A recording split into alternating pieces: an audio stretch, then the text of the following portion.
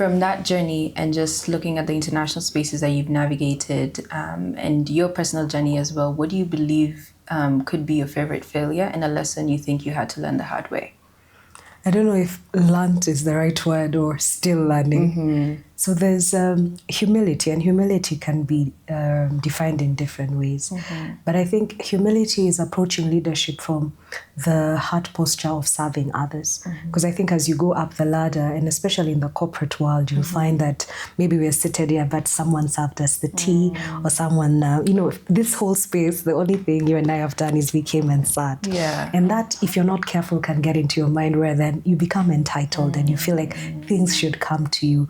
Or if you're chasing deals and you're meeting your quotas and you're like, I'm really doing this, right? And then something changes. And I think one of the hardest things that I've had to learn is striving to be an excellent person in the office space, and always trying to do my best, trying to hit my goals and my targets and go over and above. But then sometimes circumstances happen. Either you're made redundant or you're reorganized, and sitting with that and trying to understand what your contribution is, that takes a bit of time, because you realize some things happen because of you, some things happen not because of you. But I think one of the things that I continuously learn is just that humility and having servant leadership of saying, it doesn't matter what my title is, it doesn't matter what my docket entails, I still have to maintain that servitude attitude. So for instance, if you're probably responsible for a broad range of activities and it becomes specific, the human nature is it takes some time to adjust. So I think those are some of the things that I've been learning. But also interestingly, I think I like to glean and look at different leaders, whether from the political space, from the religious space, from the social space, and just try and imagine and see what they're doing. And I think what I've been looking at in our current ecosystem is that element of humility and having a heart for people, because that's what transforms entities, that's what transforms economies, that's what transforms families as well. So looking at that element of transformational leadership.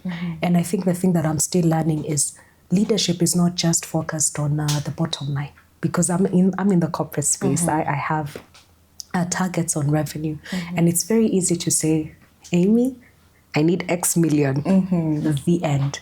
But I have to have that responsibility of, I'm actually responsible for your soul. How are you doing? How are you going to meet this? How can we be able to push towards that, right? And putting myself aside and saying, okay, maybe you're struggling. How can I actually serve you with the gifts and the skills that I have, so that I'm not just serving one particular agenda, I'm serving many agendas. So if I look at that and I look at leadership, I think the space that I'm at and the things that I'm still learning are, I want to be a transformational leader.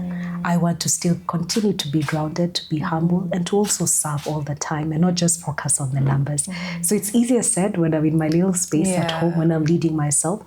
It's not as easy in the corporate space because things have to keep turning. So those are some of the things that I'm learning. And now that element of humility of saying, let me not be defined by the titles that come around me, but let me be defined by my core values and what do my core values look like. And it doesn't matter what role I get into, let me still maintain that attitude of serving. So seeing such people, it's rare to see them, but when you do see them, going into a meeting and a CEO serves you tea, that's like the complete. So you think they're doing you a favor, but I think I've learned over time that when someone does that, is to remind yourself that I'm a servant first before I'm a leader with that huge title. I love that. And I like that you mentioned humility. I think that's a very core value. And how has that reflected on your leadership and the team that you're overseeing and the work that you're doing at the NSE? Well, it's been interesting. I think my leadership has evolved over time. So I did start with, as with everybody else, from a technical perspective, and you're given, your accolades and your awards are based on what do you contribute to the table. So if you're an analyst, how good are you at your analysis? How are you able to beat others in it? So it's more of the technical. But I think as I've grown older, then I've begun to have a different perspective.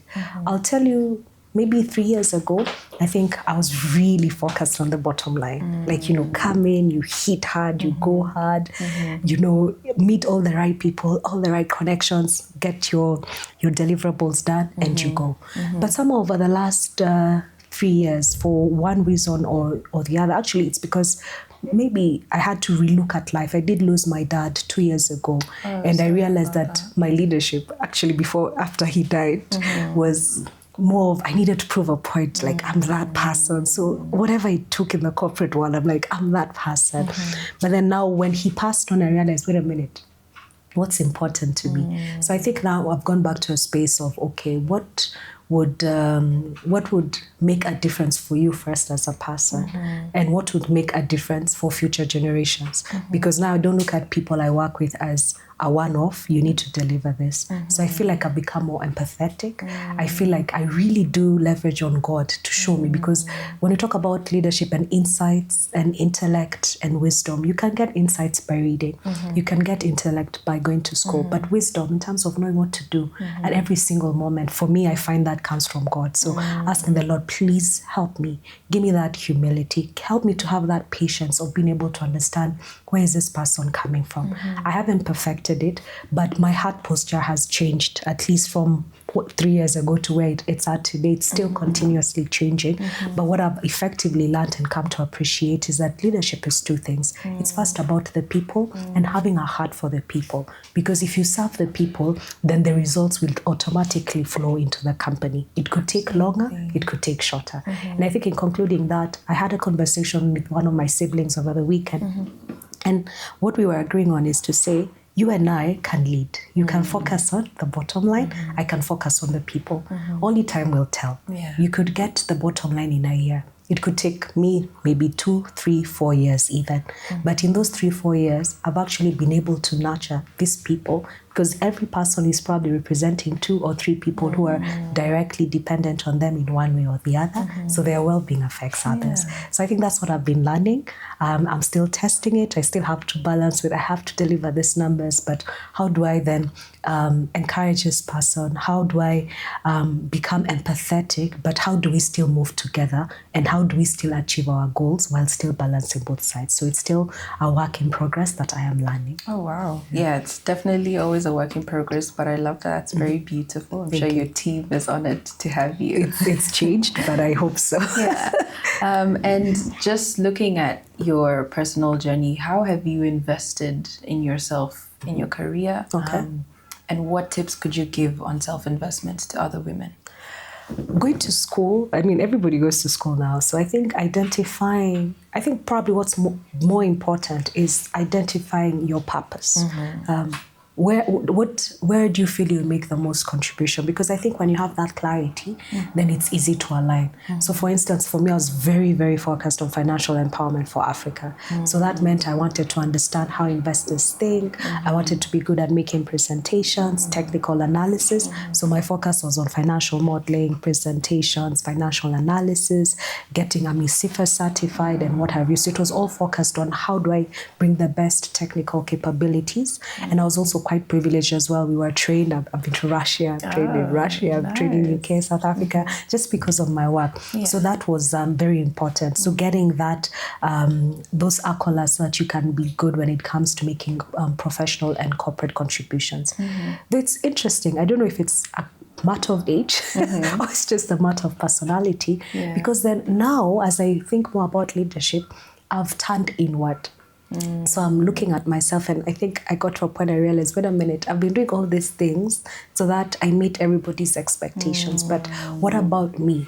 I did mention that I've come from a divorced home. I've come from a space where there was abuse, both emotional and physical abuse. So what I realized is that impacts my leadership. Because, for instance, things such as trust, they are not easy for me. I have to think about them. And I started to see that someone will say something and then they don't do something, and I'll be, why didn't you do? But it's not, it has nothing to do with me. So I started noticing that I actually have subconscious biases that are showing up in my leadership. So last year then I started looking inward and reading a lot of books on psychology, child development. How does that impact you in the future? And what I've come to appreciate is a lot of the things that happen when we are developing as children, they have an impact in our subconscious. But it's easy to silence them, especially if you're at the technical level, because there you won't trigger. I'm supposed to put the glass, put it. I'm supposed to put the camera, put it. But as you grow older and you start to get into spaces where you're dealing with softer skills and your character is put on the table, I think that there could be an impact. So on that basis, then my focus has shifted to reading books on psychology, understanding child development, understanding why do I behave the way I do, emotional intelligence, and then really working on myself. So trying to sort of see how can I get better at this so that I don't make decisions that are not quite reflective of the facts that are around. So in that context, I find that I'm in a season of, okay, I want to read softer books. I want to understand more, how does the brain work?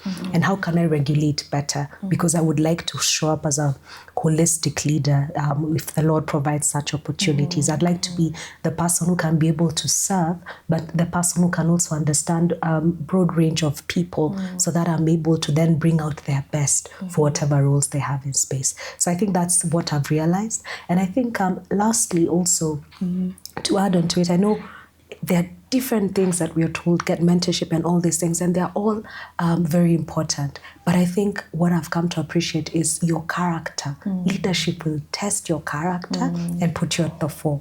Can you imagine if you're the CEO of this huge company? Firstly, the people under you might not be the ones who give you feedback, you know, because people are like, okay, you must know what you're doing. Yeah. So if you didn't take some time maybe to address some of the weaknesses that you have, they will show up. And you know, at that time, I don't know if you have the luxury to say, I need a year, a gap year to go. So I think with any kind of leadership, corporate leadership, personal leadership is the most important. How do I show up as Mbithe? What are the things that are not sitting well? And I think for you and maybe for people who are younger, take some time to just evaluate what's the space that I've grown up in and how do I want to show up for myself, but how do I also heal so that then I'm at peace and I'm bringing the best and bringing out the best for the people around me, whether it's in a corporate space, in a social space, in a voluntary space, in whichever space, always showing up at your best, I think.